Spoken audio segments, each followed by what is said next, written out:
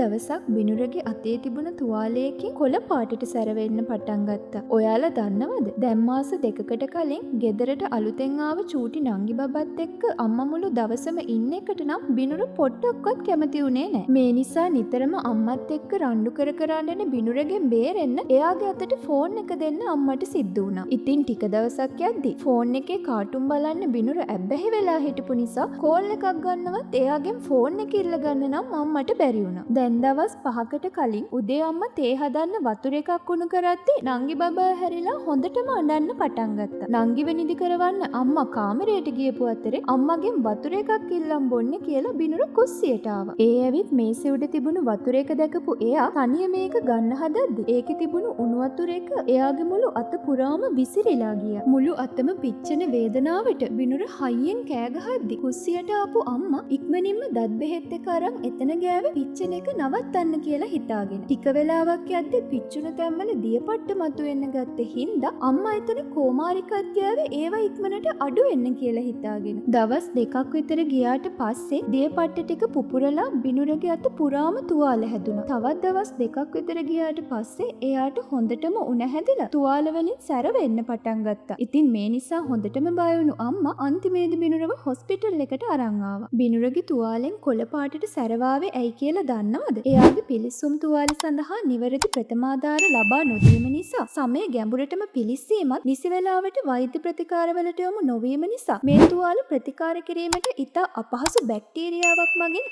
ආසාදනය වීමත් තමයි ඒකට හේතුව. එම නිසා පිලිස්සුම් තුවාලයක් සිදු වූ විට ලබා දිය යුතු නිවැරදි ප්‍රථමාධාර ගැන දැනුවත් වී සිටීම ඉතාම වැදගත්. මෙහිදී ප්‍රථමයෙන්ම ප්‍රථමාධාර ලබා දෙන ඔබගේ ආරක්ෂාව තහවුරු කරගන්න. තවදුරටත් පිලිස්සීම සිදුවෙමින් පවතිනවා නම් එය ඉක්මනින්ම නතර කරන්න. රත් වූ ඇඳුම් සහ තද ආභරණ වැනි දෑ වහාම ගලවා ඉවත් කරන්න. පිලිස්සුණු ස්ථානය සාමාන්‍ය ගලා යන ජලයට මිනිත්තු 20ක් එක දිගට නිරාවරණය කරගෙන සිටින්න. ඉන්පසු ඉතා පිරිසිදු නොඇලෙන සුළු රෙදි කඩකින් හෝ පොලිතීන් ආවරණයකින් තුවාලය ආවරණය කරන්න. පිලිස්සීම සිදු වූයේ අතක හෝ කකුලක නම් හැකි සෑම විටම එම ස්ථානය ඔසවා තබා ගන්න. මෙවැනි අනතුරකදී ඔබ කිසිවිටක සිදු නොකළ යුතු දේ තමයි පිලිස්සීම සිදු වූ ස්ථානයේ දත් බෙහෙත්, මීපැණි, තෙල් හෝ ඖෂධ පැලෑටි වර්ග ආලේප කිරීම, පිලිස්සුණු ස්ථානයේ මත අයිස් තැබීම හෝ අයිස් වතුරෙන් සේදීම, පිලිස්සුණු ඇඳුම් වැනි දෑ තුවාලයට ඇලී ඇතනම් ඒවා ගැලවීමට උත්සාහ කිරීම, තුවාලය පුළුන් වලින් ආවරණය කිරීම සහ තුවාලය ඉතා තදින් වෙලීම. ඒ වගේම තමයි තුවාලය රෝගියාගේ අල්ලේ ප්‍රමාණයට වඩා විශාල නම් මුහුණේ,